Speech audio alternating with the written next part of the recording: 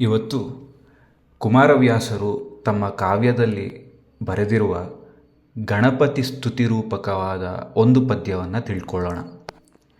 ವರಮಣಿಗಳಿಂದೆಸೆವ ಮೌಳಿಯ ಸರಸಿಜಾರಿಯ ಕಿರಣದೋಳಿಯ ವಿರಚಿಸಿದ ಸಿಂಧೂರ ಫಾಳದಿ ಕುಣಿವ ಕುಂತಳದ ಕರಿನಿಭಾಕೃತಿ ಎನಿಪ ವದನದ ಕರದ ಪಾಶದ ಮೋದಕದ ವಿಸ್ತರದ ಗಣಪತಿ ಮಾಡೆಮಗೆ ನಿರ್ವಿಘ್ನದಾಯಕವ. ವರಮಣಿಗಳಿಂದೆಸೆವ ಮೌಳಿಯ, ಮೌಳಿ ಅಂದರೆ ಕಿರೀಟ. ವರಮಣಿಗಳಿಂದ ಎಸೆವ ಮೌಳಿ ಅಂದರೆ ನವರತ್ನಾದಿ ನಾನಾ ರತ್ನಗಳಿಂದ ಖಚಿತವಾದ ಕಿರೀಟ. ಅದು ಎಸೆವ ಕಿರೀಟ ಅಂದರೆ ಶೋಭಿಸುವ ಅಂತ. ಎಸೆವ ಅಂದರೆ ಶೋಭಿಸುವ, ಅಂದರೆ ನಾನಾ ರತ್ನಗಳಿಂದ ಖಚಿತವಾದ ಕಿರೀಟದಿಂದ ಶೋಭಿಸುತ್ತಿರುವ ಗಣಪತಿ ಸರಸಿಜಾರಿಯ ಕಿರಣದೋಳಿಯ. ಸರಸಿಜ ಅಂದರೆ ತಾವರೆ ಹೂವು, ಅರಿ ಅಂದರೆ ಶತ್ರು. ಸರಸಿಜಾರಿ ಅಂದರೆ ತಾವರೆಯ ಶತ್ರು ಅಂತ. ಯಾರು? ಚಂದ್ರ. ಏಕೆಂದರೆ ಚಂದ್ರೋದಯ ಆದಾಗ ತಾವರೆ ಮುಕುಳಿತವಾಗುತ್ತೆ, ಅದೇ ಸೂರ್ಯೋದಯಕ್ಕೆ ತಾವರೆ ಅರಳುತ್ತೆ. ಹಾಗಾಗಿ ಸೂರ್ಯನಿಗೆ ತಾವರೆಯ ಮಿತ್ರನೆಂದು, ಚಂದ್ರನಿಗೆ ತಾವರೆಯ ಶತ್ರು ಎಂದು ಹೆಸರು. ಹಾಗಾಗಿ ಇಲ್ಲಿ ಸರಸಿಜಾರಿ ಅಂದರೆ ಚಂದ್ರ. ಸರಸಿಜಾರಿಯ ಕಿರಣದೋಳಿಯ, ಕಿರಣದ ಓಳಿ, ಓಳಿ ಅಂದರೆ ಗುಂಪು, ಅಂದರೆ ಚಂದ್ರ ಕಿರಣಗಳ ಗುಂಪುಗಳಿಂದ ಶೋಭಿಸುತ್ತಿರುವವನು ಅಂತ. ಅಂದರೆ ಶಿವ ಹೇಗೆ ಚಂದ್ರಮೌಳಿಯೋ, ಶಿವನ ಜಟಾಜೂಟದ ಮೇಲೆ ಹೇಗೆ ಚಂದ್ರನನ್ನು ಧರಿಸಿರ್ತಾನೋ, ಶಿವನ ಮಗನಾದ ಗಣಪತಿಯು ತಂದೆಯ ಲಕ್ಷಣವನ್ನೇ ಅನುಸರಿಸಿ ತನ್ನ ಕಿರೀಟದ ಮೇಲೆಯೂ ಚಂದ್ರನನ್ನು ಧರಿಸಿರ್ತಾನೆ. ಈ ಚಂದ್ರ ಅಮೃತತ್ವಕ್ಕೆ ಸಂಕೇತ. ಅದಕ್ಕೆ ಚಂದ್ರನಿಗೆ ಸುಧಾಕರ ಎಂದು ಹೆಸರು. ಸುಧಾ ಅಂದರೆ ಅಮೃತ. ಹಾಗಾಗಿ ತಂದೆಯ ಆ ಲಕ್ಷಣವನ್ನು ಮಗನಾದ ಗಣಪತಿಯು ಹೊಂದಿರುತ್ತಾನೆ. ಹಾಗಾಗಿ ಚಂದ್ರನ ಕಿರಣಗಳ ಗುಂಪುಗಳಿಂದ ಶೋಭಿಸುತ್ತಿರುತ್ತಾನೆ. ಸರಸಿಜಾರಿಯ ಕಿರಣದೋಳಿಯ ವಿರಚಿಸಿದ ಸಿಂಧೂರ ಫಾಳದಿ ಕುಣಿವ ಕುಂತಳದ. ವಿರಚಿಸಿದ ಸಿಂಧೂರ ಫಾಳದಿ, ಫಾಳ ಅಥವಾ ಭಾಳ ಅಂದರೆ ಹಣೆ ಅಂತ. ಹಣೆಯಲ್ಲಿ ಸಿಂಧೂರದ ತಿಲಕವುಳ್ಳವನು ಅಂತಲೂ ಭಾವಿಸಬಹುದು. ಅಥವಾ ಗಣಪತಿಯ ಉಪಾಸನೆಯಲ್ಲಿ ಗಣಪತಿಗೆ ಸಿಂಧೂರದ ಲೇಪನ ಮಾಡುವುದು ಉಪಾಸನೆಯಲ್ಲಿ ಇರುವ ವಿಷಯ. ಹಾಗಾಗಿ ಅದನ್ನು ಭಾವಿಸಬಹುದು, ಸಿಂಧೂರದಿಂದ ಲೇಪಿತವಾದ ಮುಖವುಳ್ಳವನು ಅಂತ. ಹಾಗಾಗಿ ವಿರಚಿಸಿದ ಸಿಂಧೂರ ಫಾಳದಿ ಕುಣಿವ ಕುಂತಳದ. ಇಲ್ಲಿ ಕವಿ ಒಬ್ಬ ಯೋಗಿಯಾಗಿ ಕಾಣಿಸ್ತಾನೆ. ಯಾಕಂದರೆ ಇಲ್ಲಿ ಕುಂತಳ ಅಂದರೆ ಮುಂಗುರುಳು. ನಾವು ವೈದಿಕವಾಗಿ ಭಾವಿಸಬೇಕಾದ್ರೆ ಆ ಕಿರೀಟದ ಒಳಗೆ ಗಣಪತಿ ತನ್ನ ಜುಟ್ಟನ್ನು ಕಟ್ಟಿರುತ್ತಾನೆ. ಆ ಜುಟ್ಟನ್ನು ಕಟ್ಟುವಾಗ ಆ ಜುಟ್ಟಿಗೆ ಸಿಗದ ಕೆಲವು ಮುಂಗುರುಳು ಕಿರೀಟದ ಆಚೆಗೆ ಕಾಣಿಸುತ್ತಿರುತ್ತಿವೆ. ಆ ಜುಟ್ಟಿಗೆ ಸಿಗದ ಕೆಲವು ಮುಂಗುರುಳು ಕಿರೀಟದ ಆಚೆಗೆ ಕಾಣಿಸುತ್ತಿರುವ ಆ ಮುಂಗುರುಳು ಕುಣಿವ ಕುಂತಳ ಅಂತಿದ್ದಾರೆ. ಅಂದರೆ ಒಂದು ತಂಪಾದ ಗಾಳಿಗೆ ಆ ಮುಂಗುರುಳು ಸೊಬಗಾಗಿ ಅಲುಗಾಡುತ್ತಿವೆಯಂತೆ. ನೋಡಿ, ಇದು ಕವಿಯ ದರ್ಶನ. ಹಾಗಾಗಿ ಇದು ಒಂದು ಉತ್ಕೃಷ್ಟವಾದ ಧ್ಯಾನ. ಕೇವಲ ಒಂದು ಕವಿತೆ, ಒಂದು ಪದ್ಯ ಅಲ್ಲ.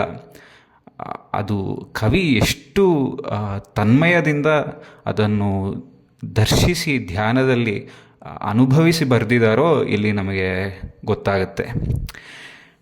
ಹಾಗಾಗಿ ಕುಣಿವ ಕುಂತಳದ, ಅಷ್ಟು ಸೊಬಗಾದ ಮುಂಗುರುಳಿನಿಂದ ಆ ಕುಣಿವ ಮುಂಗುರುಳು, ಆ ಗಾಳಿಗೆ ಅಲುಗಾಡುತ್ತಿರುವ ಮುಂಗುರುಳುಗಳಿಂದ ಅಂದವಾಗಿ ಕಾಣಿಸುತ್ತಿರುವ ಗಣಪತಿ ಕರಿನಿಭಾಕೃತಿ ಎನಿಪ ವದನದ. ಕರಿ ಅಂದರೆ ಆನೆ, ವದನ ಅಂದರೆ ಮುಖ, ಆನೆಯ ಮುಖದವನು ಅಂತ.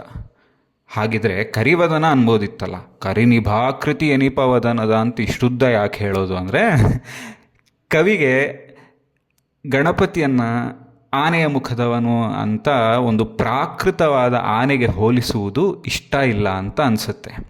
ಹಾಗಾಗಿ ಅವನು ಕೇವಲ ಒಂದು ಪ್ರಾಕೃತವಾದ ಆನೆಯ ಮುಖದವನಲ್ಲ, ಅವನು ಅತೀತವಾದ ಪರಬ್ರಹ್ಮ ತತ್ವ ಅಂತ ಹೇಳುವ ಉದ್ದೇಶದಿಂದ ನಿಭ ಅಂದರೆ ಹೋಲುವ ಅಂತ, ಆನೆಯ ಮುಖವನ್ನು ಹೋಲುವ ಆಕೃತಿಯುಳ್ಳ ಮುಖವುಳ್ಳವನು ಅಂತ ಕರಿನಿಭಾಕೃತಿ ಎನಿಪ ವದನದ.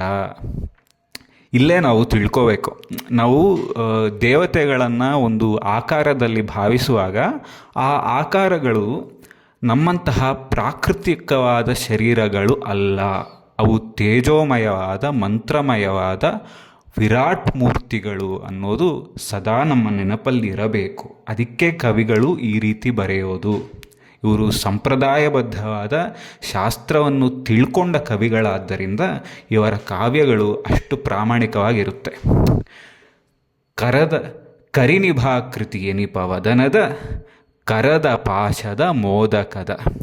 ಸರಿ, ತಂದೆಯ ತರಹ ಚಂದ್ರನನ್ನು ಧರಿಸಿದ್ದಾನೆ, ಮತ್ತು ತಾಯಿಯ ತರಹ ಯಾವುದಾದ್ರೂ ಆಯುಧವನ್ನು ಧರಿಸಿದ್ದಾನಾ ಅಂತ ಕೇಳಿದ್ರೆ, ಅಮ್ಮನವರು ಹೇಗೆ ಪಾಶ ಅಂಕುಶಗಳನ್ನು ಧರಿಸಿರ್ತಾರೋ ಗಣಪತಿಯೂ ಹಾಗೆಯೇ ಪಾಶ ಅಂಕುಶಗಳನ್ನು ಧರಿಸಿರ್ತಾನೆ. ಹಾಗಾಗಿ ನಮಗೆ ಲಲಿತಾ ಸಹಸ್ರದಲ್ಲೂ ರಾಗಸ್ವರೂಪ ಪಾಷಾಢ್ಯ ಕ್ರೋಧಾಕಾರಾಂಕುಶೋಜ್ವಲ ಅನ್ನುವ ನಾಮಗಳು ಬರುತ್ತವೆ ಅಲ್ಲವೇ? ಅಲ್ಲೇ ಆ ಪಾಶ ಅಂಕುಶಗಳ ತತ್ವವನ್ನು ಹೇಳ್ತಾರೆ. ಆ ಪಾಶ ರಾಗಕ್ಕೆ ಸಂಕೇತ, ಆ ಅಂಕುಶ ದ್ವೇಷಕ್ಕೆ ಸಂಕೇತ, ಕ್ರೋಧಕ್ಕೆ ಸಂಕೇತ. ಅಂದರೆ ನಮ್ಮ ಮನಸ್ಸಿಗೆ ಎರಡೇ ಭಾವನೆ ಇರುತ್ತೆ, ಒಂದು ಇಷ್ಟ, ಇನ್ನೊಂದು ದ್ವೇಷ.